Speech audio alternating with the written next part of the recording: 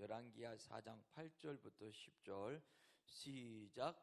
하루는 엘리사가 수넴에 이르렀더니 거기에 한 귀한 여인이 그를 강권하여 음식을 먹게 하였으므로 엘리사가 그것을 지날 때마다 음식을 먹으러 그리로 들어갔더라.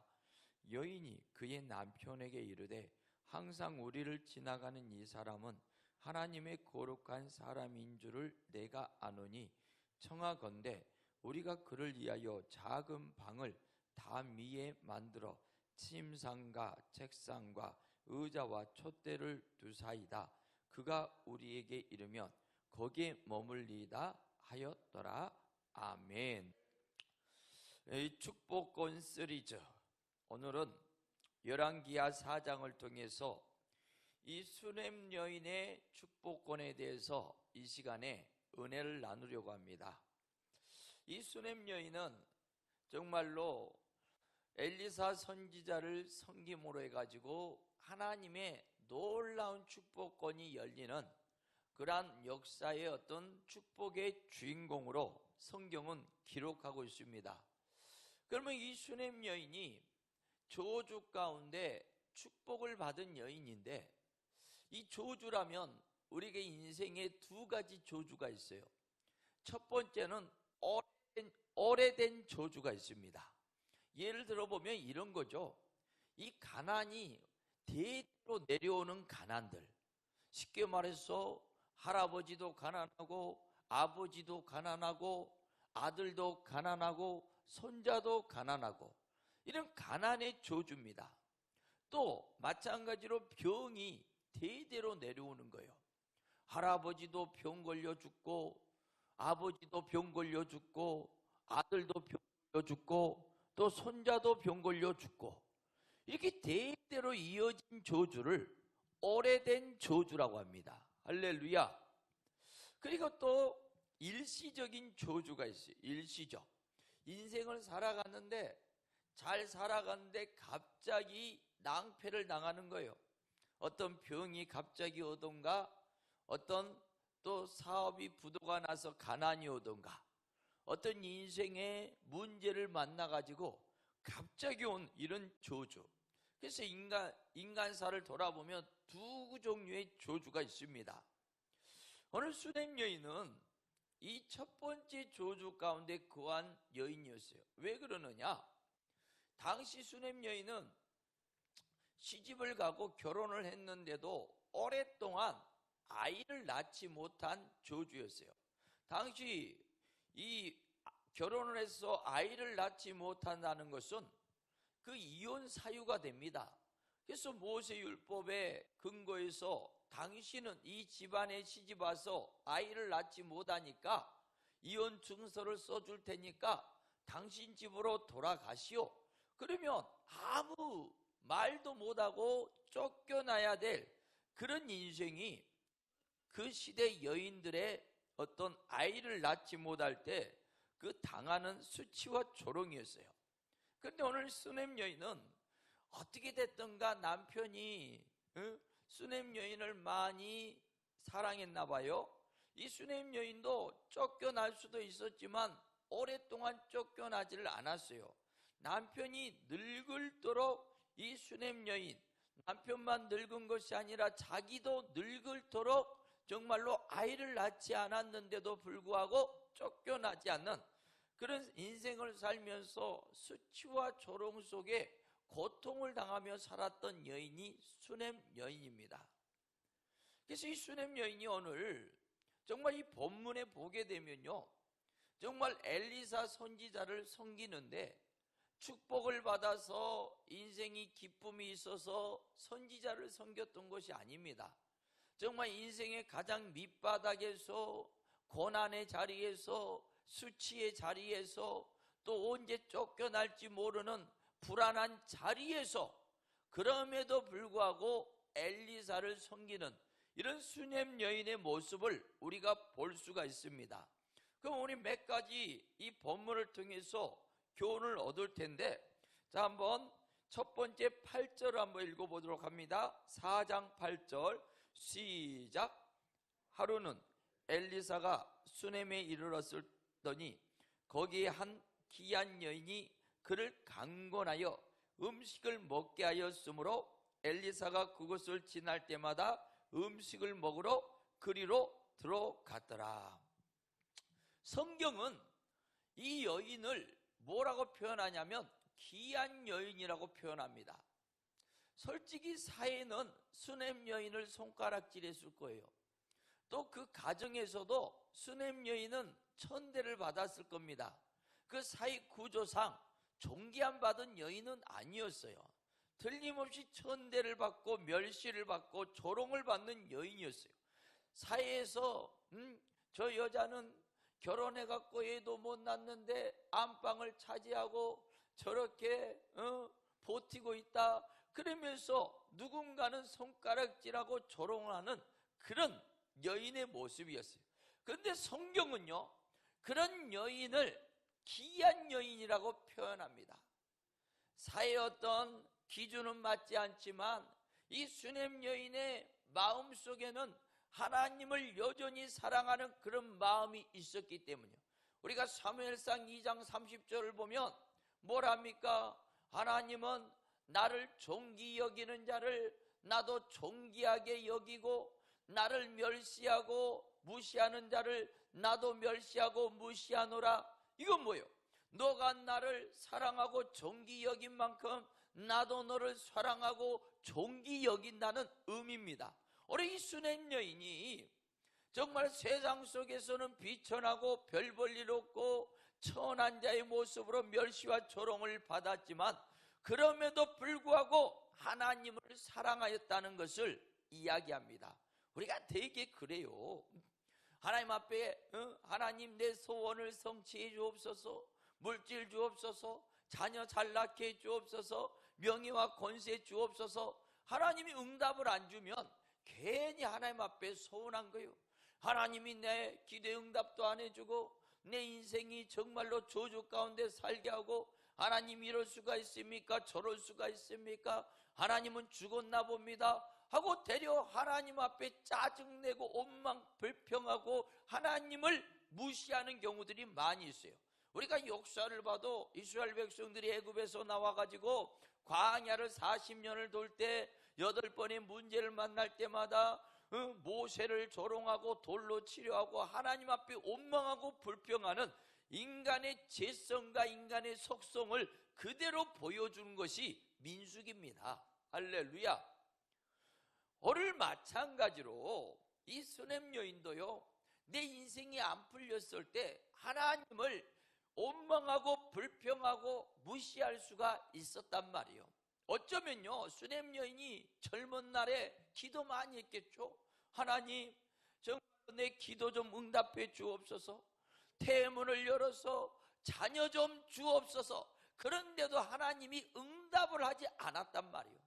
이럴 때 수냄 여인이 얼마나 하나님 앞에 원망스러운 마음과 짜증스러운 마음과 하나님이 왜 내 기도를 들어주지 않는다는 불평하는 마음이 있었을 거란 말이에요. 그럼에도 불구하고 나는 여전히 우리 주님을 사랑합니다. 우리 주님이 내 인생에는 가장 존귀하고 귀하십니다. 우리가 교회 다니다가 시험 든 사람들, 교회를 안 나오는 분들이 많아요. 되게 교회 다니다가 목사님한테 시험 받았다, 성도한테 시험 받았다, 또 무슨 이유로 시험 받았다, 그것이 문제가 돼서 하나님을 섬기는 것을 포기해버리고 하나님의 영광이 자기 집안 가운데 땅에 떨어지든 말든 신경도 안 쓰고 살아가는 사람들이 많단 말이에요. 이런 사람들은 정말로 하나님을 사랑하는 사람들이 아닙니다. 진짜 하나님을 사랑하고 하나님을 바라보는 사람들은요, 어떤 상황 속에서도 그럼에도 불구하고 나는 주님을 사랑합니다, 주님을 의지합니다, 주님이 내 삶 가운데 가장 존귀한 분이십니다. 할렐루야, 할렐루야. 이런 고백이 있을 줄 믿습니다. 이런 고백이 있었던 여인이 누구예요? 수냄 여인이다라는 거예요. 그래서 진짜 신앙은 흔들어 보면 안다잖아요. 흔들어 보면 축복 줄 때는요, 하나님 하나님 하다가도 축복을 뺏어가 버리면 하나님이 사라져버려요. 그래서 마귀가 하나님 앞에 욥을 시험할 때도 그러잖아요. 저 욥이 하나님을 경외하고 사랑하는 것 같지만 그렇지 않습니다.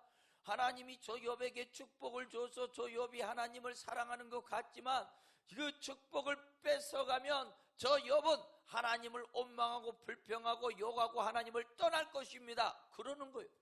그러면 사단아, 네가 한번 시험해봐라.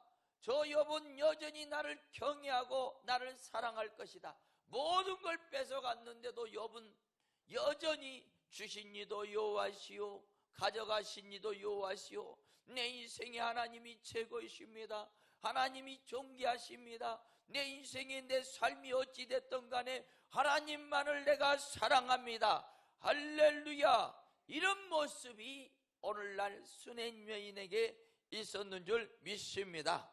우리 한번 찬양 한번 합시다.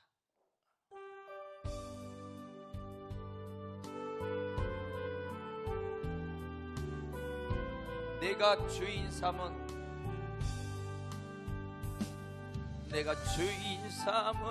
모든 것 내려놓고 내 주 대신 주 앞에 나가 내가 사랑했던 모든 것 내려놓고 주님만 사랑해.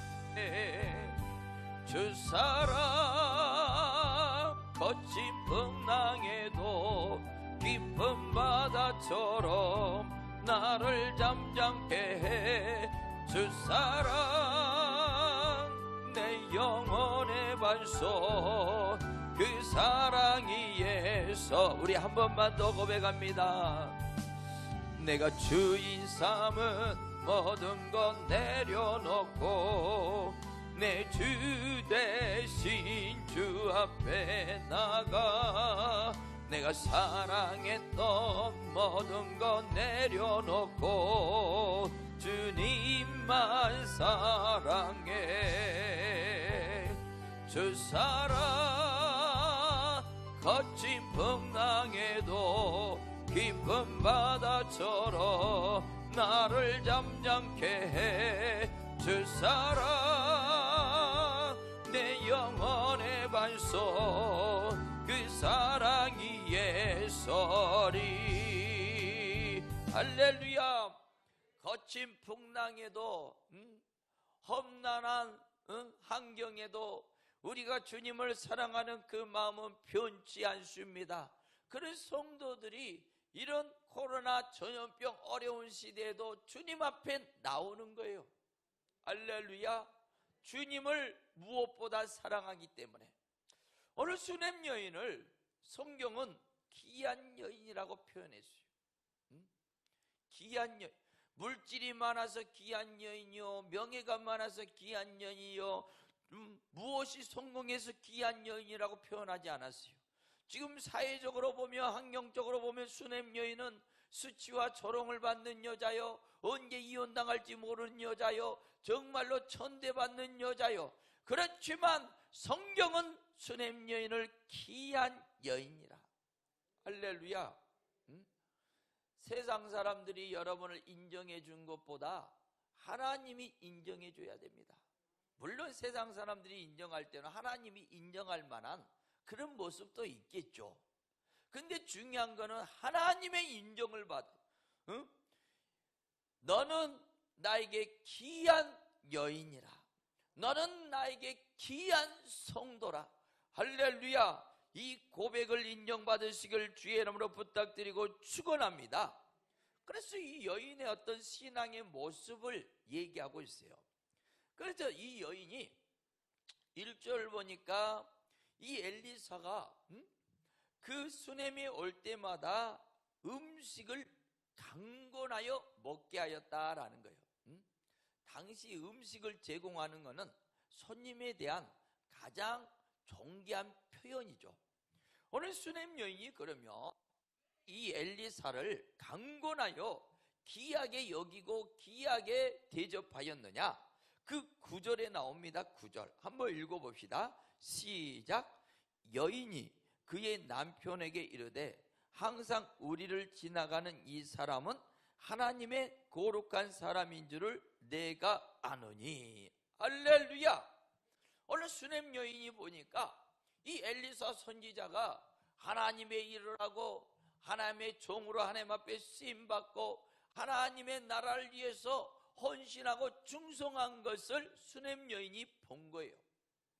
그리고 나서 마음에 생각하기를 당신은 하나님의 사람이다. 내가 당신 하나님의 사람을 내가 최선을 다해서 섬겨드리겠습니다. 할렐루야. 우리가 솔직히 말해서요, 사람을 섬기면 안 돼요. 그런데 하나님도 그 사람을 통해서 일합니다. 그렇죠? 하나님이 그 사람을 통해서 일할 때 그 사람이 바로 하나님의 섬김이 사람을 섬김이 아니에요. 그 사람을 섬김이 곧 누굴 섬기는 겁니까? 하나님을 섬기는 거예요. 예수님도 작은 소자에게 냉수 한 그릇을 주는 거, 그 바로 나에게 주는 거와 같다라고 이야기합니다. 그렇죠? 우리가 왜 주의 종을 섬깁니까? 왜 우리가 주의 성도들을 섬깁니까? 왜 우리가 하나님의 사람들을 섬깁니까? 왜? 그들을 통해서 하나님이 그들을 통해서 일하기 때문입니다. 하나님의 나라가 이루어지기 때문입니다. 그래서 하나님의 교회들이 세워지기 때문입니다. 여러분들이 왜 이렇게 코로나 전염병 시대에 다 집에서 쉴 수 있지만 이렇게 예배당에 와서 시간을 드리고 몸을 드리고 물질을 드리고 이렇게 섬기는 겁니까?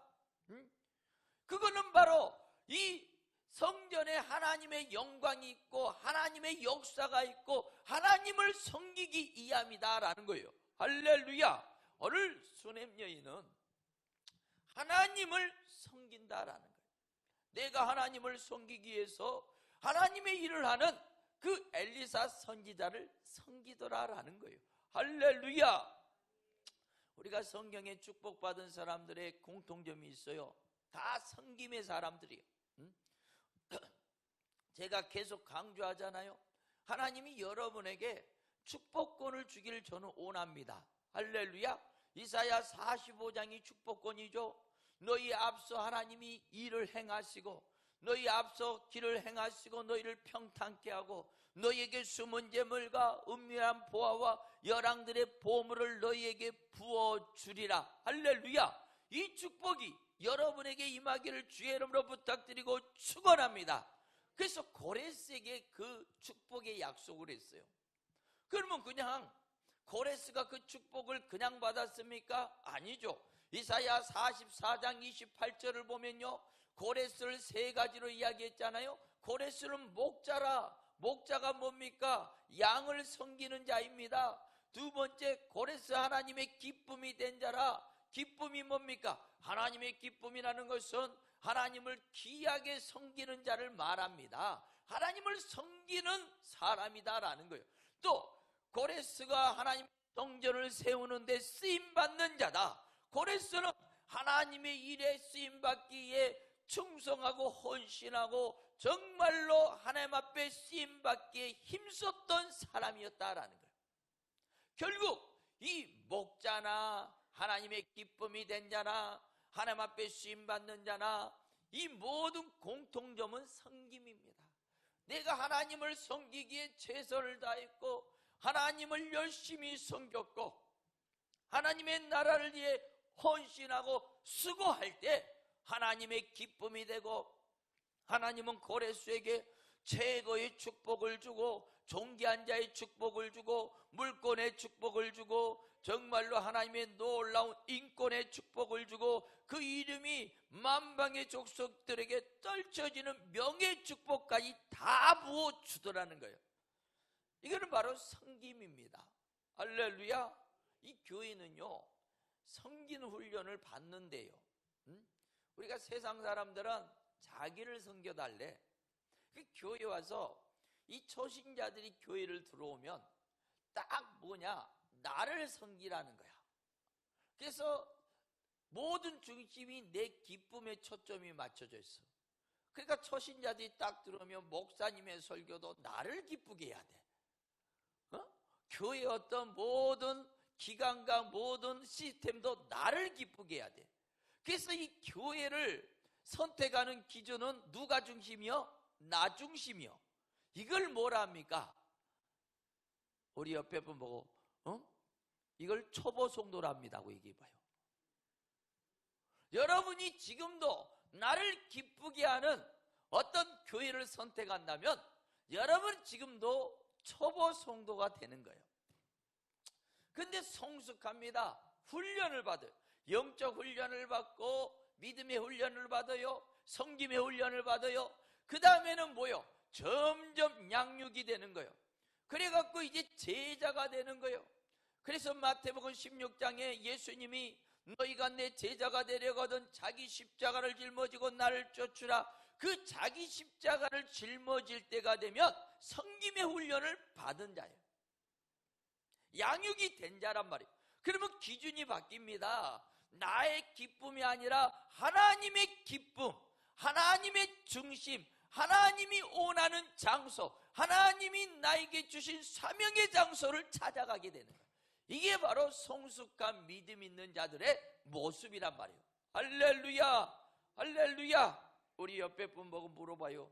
당신은 초신자요, 성숙한 신자요? 하고 물어봐요. 시작. 답이 뭐 초신자라고 해서 너무 낙심할 건 아니고 훈련 받으면 돼요. 교회 와서 훈련을 받으면 돼요. 섬기는 훈련을 하는 겁니다. 하나님을 섬기는 훈련을 하고 성도를 섬기는 훈련을 하고 또 주의 종을 섬기는 훈련을 하는 거예요. 제가 섬김 받으려고 얘기하는 게 아닙니다.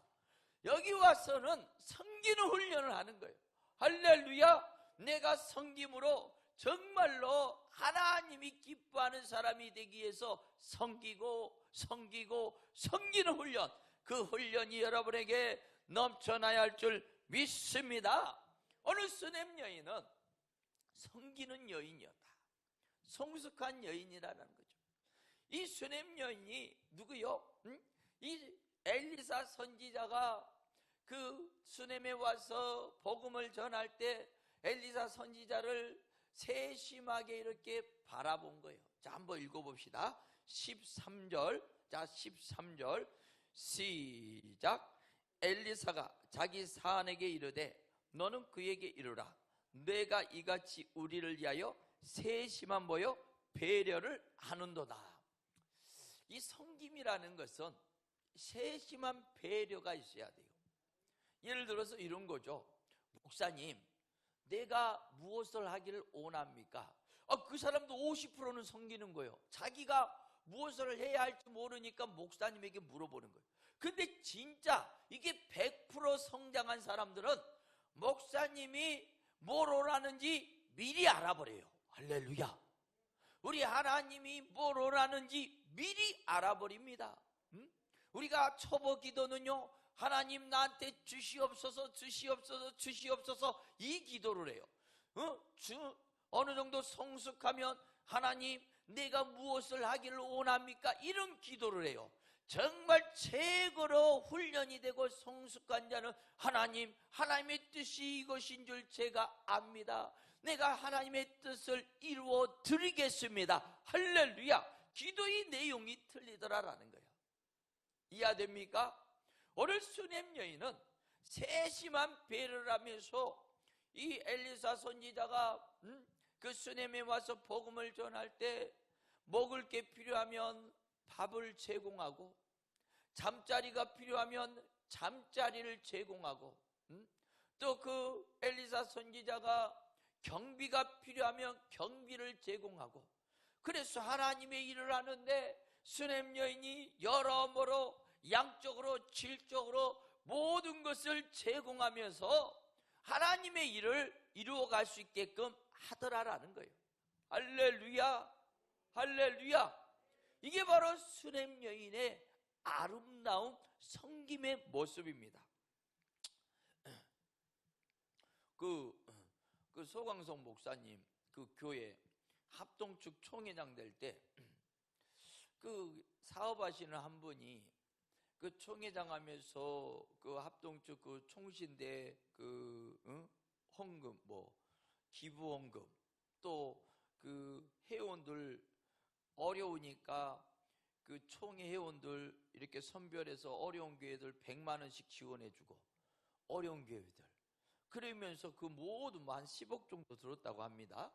그걸 갖다가 그 한 분이 정말 하나님 앞에 고레수의 축복을 받아가지고, 목사님, 정말 목사님 젊은 날에는 돈이 없어서 한국교회를 마음껏 섬기지 못했는데 이제는 정말로 한국교회를 섬기는데 마음껏 일을 하시라고, 그렇게 그 성도 한 분이 그 10억을 내놨다는 거예요. 할렐루야. 야, 내 그 말을 들을 때, 야, 그런 생각이 들더라고요. 그분이 물론 돈이 있어서 그런 것도 있겠지만 그분의 마음속에는 세심한 배려가 있구나. 그래서 그 목사님이 섬길 수 있게끔, 담임 목사님이 한국교회를 섬길 수 있게끔 뭐가 필요한지를 살펴서, 그래서 그 목사님이 그랬대요. 내가 달라고 한 적도 없고 내가 요구한 적도 없는데 그 집사님이 스스로 자원하여 감동하여 그렇게 와서 그렇게 줄 때 교회는 전혀 재정적인 부담을 갖지 않고 합동축 총회장으로 이렇게 섬기고 배려했다, 그런 얘기를 들었어요. 바로 이거지구나. 정말로 저렇게 세심하게 무엇이 필요한지를 알고, 정말 총회장이 됐을 때 한국교회 많은 총회 교회들이 어려움을 당하고 있는데 이 코로나 시대에 그들을 돕기 위해서 100만 원씩 그 많은 수천 교회들 100만 원씩 지원해주고, 그렇게 하면서 야, 저렇게 일을 할 수 있게끔 일에 세심하게 배려하는구나. 그게 수냄 여인의 모습이었단 말이에요. 할렐루야. 걱정하지 마세요. 여러분에게 10억 가져오라고 안 해요. 뭐 10억 가져오라면 그냥 바로 전화하죠. 112에 이상한 목사, 사기꾼 목사였다. 하지만 진짜로 오늘 수냄 여인과 같은 그런 믿음과 은혜가 있다면요, 정말로 엘리사가 그 지역에 올 때마다 무엇이 필요한지를 먼저 알고 엘리사에게 필요한 것을 제공하고 헌신하고 협력하고 동역을 하더라라는 거예요. 할렐루야. 이런 섬김이 우리 안에 있어지기를 주의 이름으로 부탁드리고 축원합니다. 그래서 이 한국교회, 이 코로나 시대에 많은 교회들이 어렵습니다. 물론 우리 교회도 넉넉하고 막 형편이 좋은 건 아니에요. 우리도 하나님의 은혜 가운데 간신간신히 합니다. 하지만 항상 기도를 해요. 하나님, 우리 교회가 한국교회를 섬길 수 있는 교회가 되게 하여 주옵소서. 할렐루야. 어떤 사람들은 섬김 받기를 좋아해요. 솔직히 말해서 못 사는 나라에 가면요, 저 아프리카 그런 데 가면요, 지금도 1달러 하면서 잘 사는 나라 사람만 오면 도와달라고, 섬겨달라고 그렇게 하면서 그런답니다. 물론 우리가 어렵고 힘든 교회들은 도움을 받아야 될 교회들이 있어요. 또 도움을 받아야 될 상황도 있어요. 근데 그것이 계속 가면 안 되죠. 내가 지금은 도움을 받지만 하나님, 나에게 고레수의 축복을 줘서 이제는 내가 섬기는 자가 되게 해 주옵소서. 섬김을 받는 자도 좋지만 이제는 내가 많은 사람을 섬기는 부유함을 주옵소서. 한국교회를 섬기는 교회가 되게 하여 주옵소서. 섬기는 사람이 되게 하여 주옵소서. 이런 기도를 해야죠. 그래서 섬기는 교회가 복된 교회입니다. 섬기는 사람이 하나님의 축복을 받게 되는 것입니다. 할렐루야. 우리는 섬기는 사람들이 되시기를 주의 이름으로 부탁드리고 축원합니다. 섬김의 축복이 있을지어다. 우리 한번 이 찬양 한번 드립시다.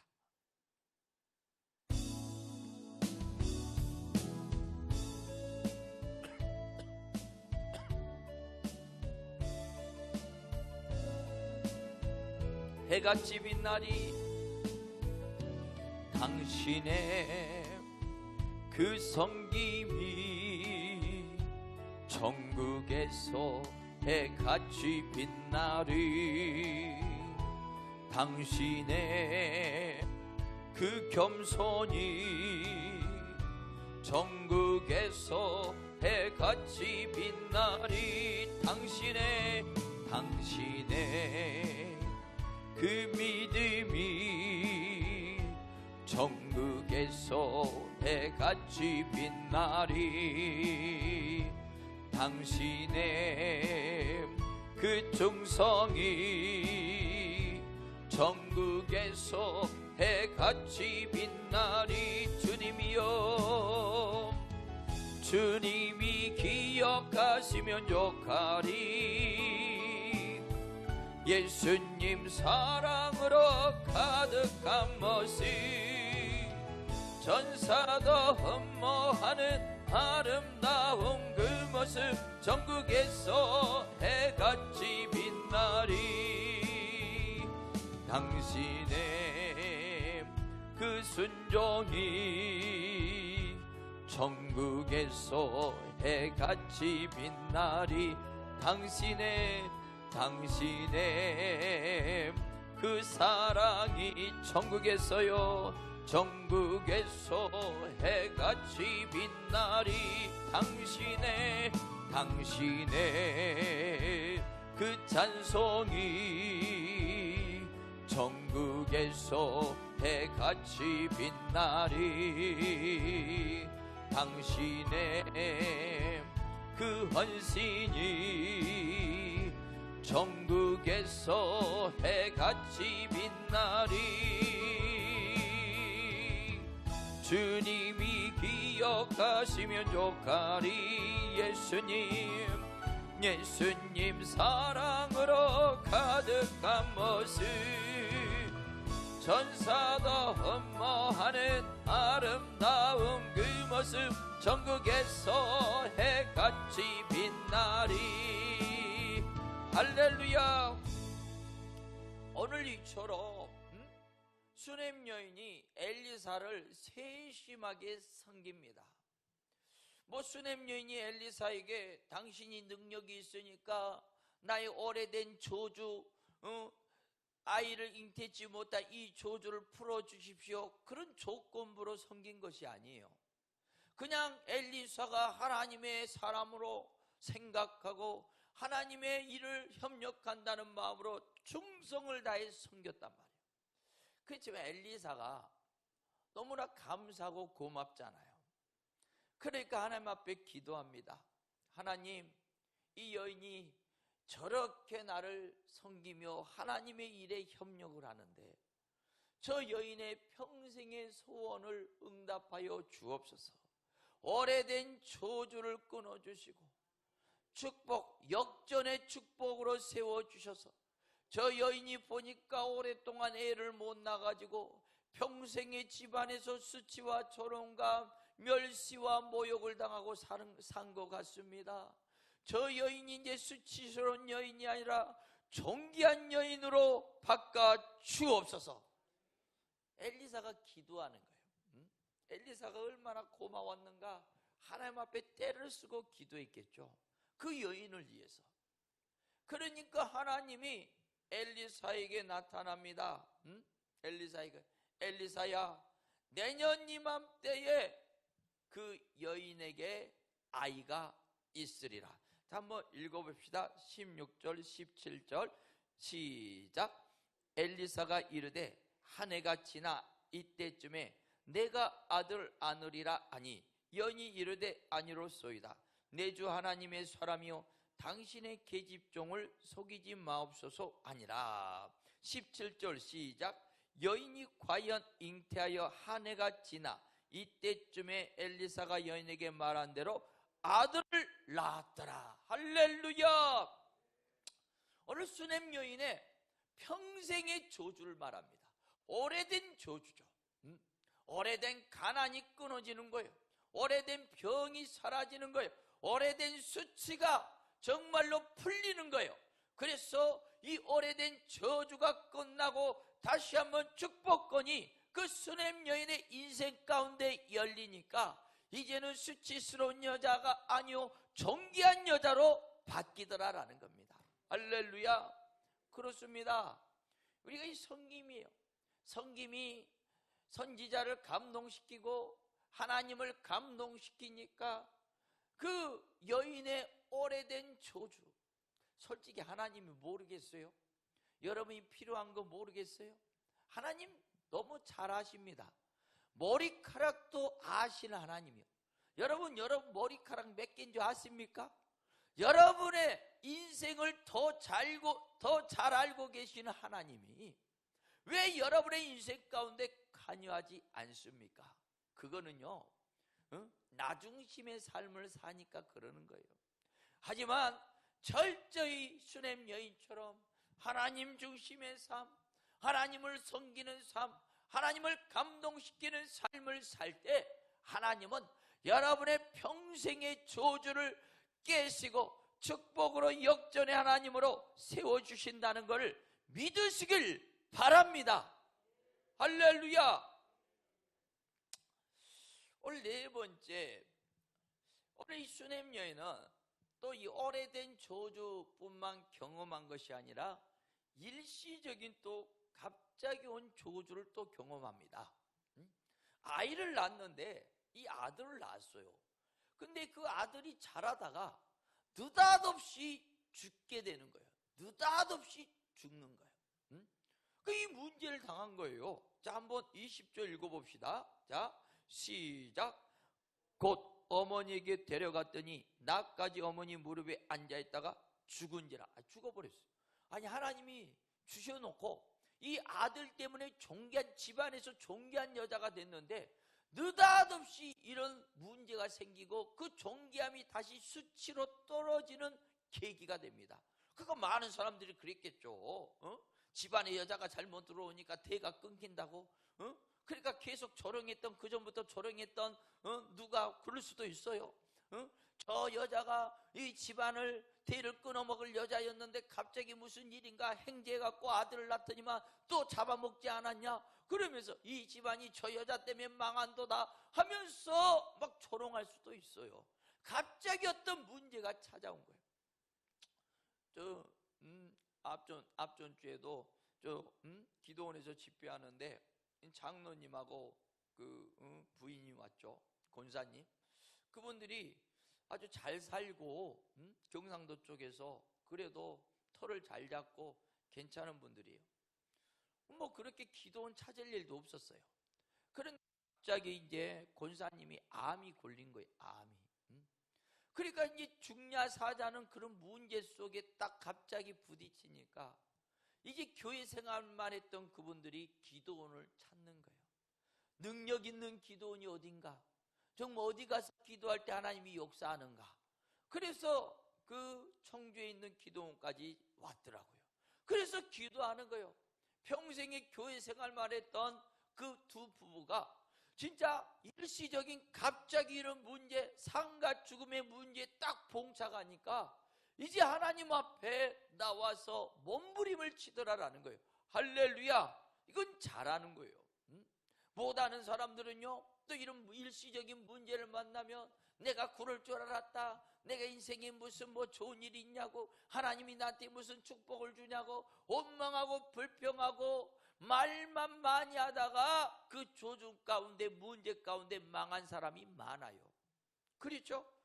지금도 그래요. 막 코로나로 막 1000명 막 넘어가니까 전화가 와, 전화가. 거기는 예배를 드리냐고. 지금 예배 드리다가 확진 걸려가지고, 그러면서 아주 막 사방팔방에서 꼭 예배 드리다가 다 걸릴 것처럼 막 학대해갖고 이 길을 조성하는데 그 전화를 받고 있으면 아무것도 못 하겠더라고. 그래서 그런 전화를 하면 기도하자고 끊어버려. 우리 하나님이 함께 하신다고 끊어버려요. 아무것도 못해요.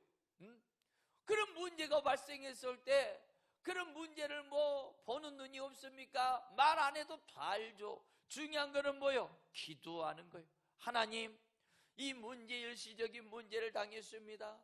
이 저주 가운데 내가 망할 수도 있습니다. 다시 내 존귀함이 사라지고 수치로 떨어질 수 있습니다. 다시 집안 말아먹는 여자라고 손가락질 당할 수도 있습니다. 망했습니다. 끝장났습니다. 왜 이렇게 하십니까? 하며 원망하고 불평할 수도 있단 말이에요. 그러잖아요. 그럴 때 있어요, 없어요? 있죠. 하지만 그럼에도 불구하고 나는 누굴 바라보나이다?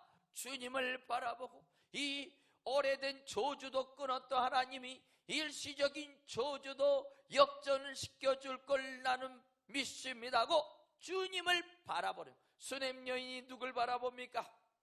엘리사 선지자를 바라봅니다. 선지자여, 내가 이 문제를 당했습니다. 이 문제를 또 우리 하나님이 해결해 주실 것을 믿습니다. 내 아들을 다시 살려 주시옵소서, 이 문제를 풀어 주시옵소서 하고 엘리사 선지자를 또 요청합니다.